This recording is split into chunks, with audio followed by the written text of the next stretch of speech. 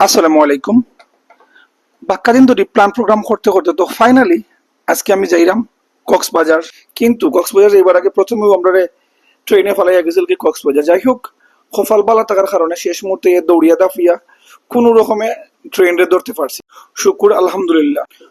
ও দেখতে পারে আমার আব্বাজান খুব বেশি পরিমাণে এক্সাইটেড, তাই কক্সবাজার যাই। সো ট্রেনে ওঠার পরে আমরা সামনের যে সিট আছিল, তো আমরা সামনের সিটে দিলাম যে আর একটা বাচ্চা। তো এই বাচ্চারে পাই আমার আব্বাজান লাগিয়ে গেছেন খেলাত। ও আমার বন্ধু, আমি তাইন, আমার ফ্যামিলি এবং তান ফ্যামিলি আমরা সব মিলিয়া যাইরাম কক্সবাজার যেদিন আল্লাহ নিয়া ফৌস।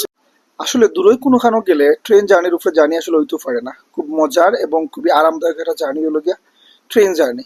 কারণ একটার পরে একটা জিনিস লইয়া ট্রেনের মাঝে আইতে থাকেন, চা, চিপস, সব জিনিসপত্র লইয়া আইতে, যেটা পার্সোনালি আমরা কই দিলাম। আমি চাকবাড়িয়া আমি আমি চাকবাড়ি আমি যাইয়া সাগর পরে দিই রে, তুমি সাগর পরে দিই রে, আলা না চাকবাড়ি সাগর পরে দিই রে। আলা এরপরে লই আইছে জালমুড়ি দিকে লোভ লাগলো খাওয়ার লাগি, লইলাম কিছু জালমুড়ি। তো আমরা থেকে একটু দূরই একই বগির ভিতরে যারা আরো কিছু ছোট ভাই আনতে গান করে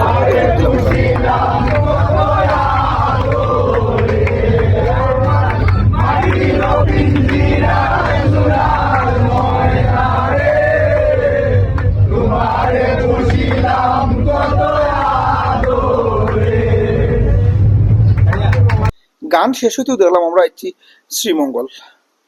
খুব মজার জার্নি, আড্ডা, গান সবটাই মিলিয়ে যার, তো যার কারণে বোঝা যায় না সময় কিলা যায়। ট্রেনের ও শব্দটা পার্সোনালি আমার কাছে খুব বেশি ভালো লাগে যেমন অন্যরকম এক বাজনা হনরাম, আসলে গান ধরা বাকি আর কি, সাউন্ড মিক্সার সবটা এভরিথিং ও আছে, টাস টাস টক টক ঘট ঘট। রাত তখন 3:30-4টার কাছাকাছি। তো ট্রেনের ভিতরের অবস্থা দেখতে পারে, আমার তো আসলে ঘুম নাই, কিন্তু ম্যাক্সিমাম মানুষও ঘুমাইরা।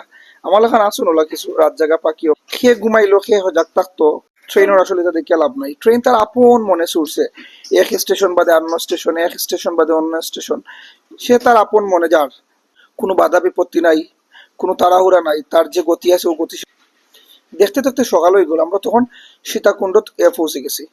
সীতাকুণ্ড পৌঁছার পরে দেখতে দেখতে পরে বাহিরের ভিউ, সুবহানাল্লাহ, অত সুন্দর ভিউ এবং ঠান্ডা হিম শীতল হাওয়া। ফিল লাইক আমি উইন্টার সিজন আছি।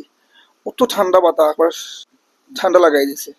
তো যতদূর আমরা আগুয়ে যেলাম তত বেশি ভালো লাগে। সবুজর গালিচার উপর দিয়া লাগে যাইরাম, সবুজ প্রকৃতি, ধান ক্ষেত, পাহাড়, সবটা মিলে আলহামদুলিল্লাহ অন্যরকমের অনুভূতি, যা ভাষায় প্রকাশ করার মতো নয়।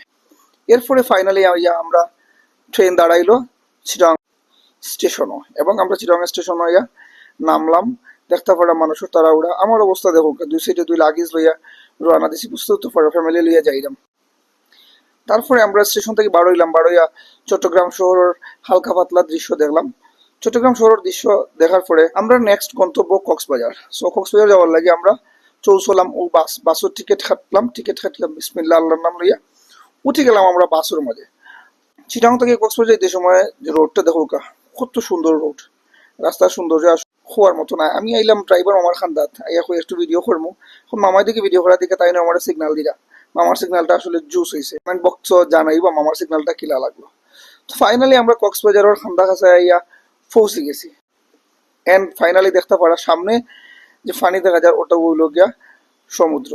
এই যে 10-12 ঘন্টা জার্নিটা, এই ভিউটা দেখার পরে অটোমেটিকলি জানি না কিতা লাগি মনটা শান্তি হয়ে যায়। মানে মনে হয় না যে আসলে অত সময় জার্নি করিয়া আইছি। কত সুন্দর এই জায়গাটা, কি এই রোডের উপর থেকে যখন এই সমুদ্রটা দেখা যায় তখন এক অন্য রকমের শান্তি, অন্য রকমের ভালো লাগা নিজের ভিতরে অটোমেটিকলি আইবে। সো ফাইনালি আমরা ইয়া পৌঁছে গেছি সেই স্বপ্নের কক্সবাজার। ডলফিন মোড় দেখতে পারা, আমরা কক্সবাজারের সেই বিখ্যাত ডলফিন মোড় আইছি। কক্সবাজারের প্রতিটা মুহূর্ত তুলিয়া দেওয়া আছে, অবশ্যই সাথে থাকবে।